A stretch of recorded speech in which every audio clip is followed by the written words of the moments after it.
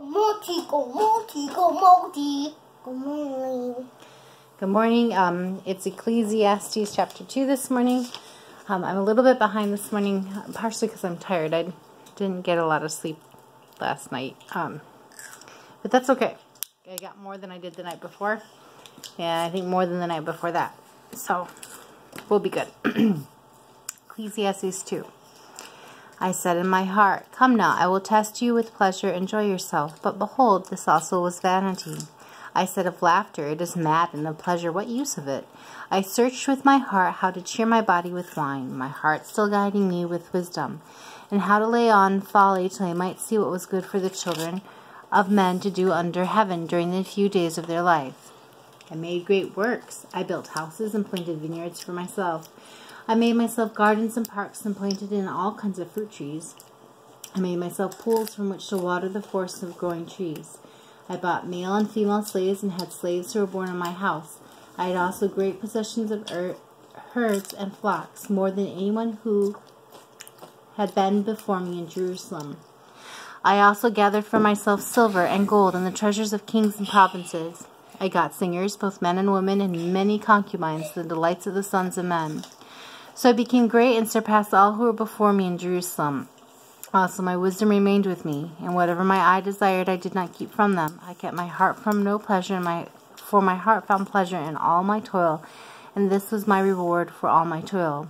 Then I considered all that my hands had done, and the toil I had expended in doing it, and behold, all was vanity, and a striving after the wind, and there was nothing to be gained under the sun.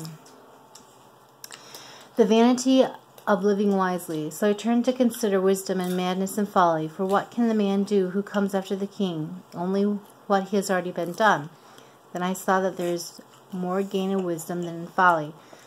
So there's more gain in light than in darkness. The wise person has his eyes in his head, but the fool walks in darkness. And yet I perceive that the same event happens to them all. Then I said in my heart, What happens to the fool will happen to me. Why then have I been so very wise? And I said in my heart that this also is vanity. For the wisest of the fool there is no enduring remembrance, seeing that in those days to come all will have been long forgotten. How the wise dies just like the fool. So I hated life, because what is done under the sun was grievous to me, for all is vanity and a striving after the wind.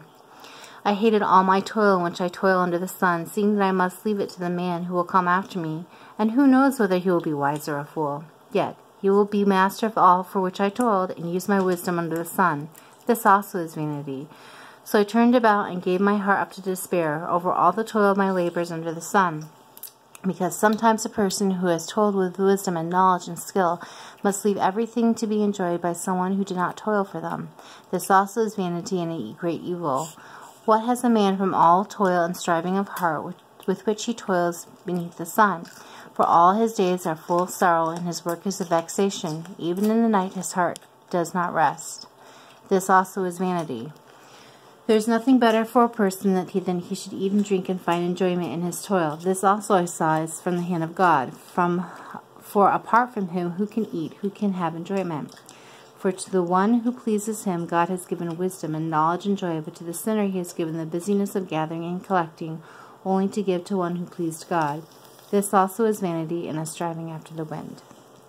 That is Ecclesiastes 2. And part of the reason I like Ecclesiastes is that even though he starts out at a despairing note, the end is, I think, very encouraging with how he realizes that in order for our life to be meaningful, it has to be lived for God's glory. It doesn't matter if we're wise or foolish. I think a better term would be simple. It doesn't matter if we're wise or simple. If we live our life seeking our own pleasure and putting ourselves first in everything, then it is vanity. But when we live our life putting God first in all that we do and all that we strive, then our life ends up having really, very real joy. Edward, do you have anything to say, honey? This.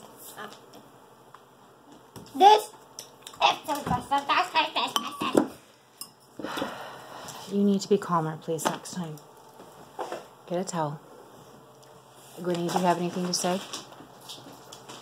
Gwenny, do you have it? I know the water's going. We're going to towel. Do you have anything to say? This one? Yes. Not for the floor, though, for the table. And the... Here. Okay, I'm going to hang up, Gwen, if you don't have anything to say. This my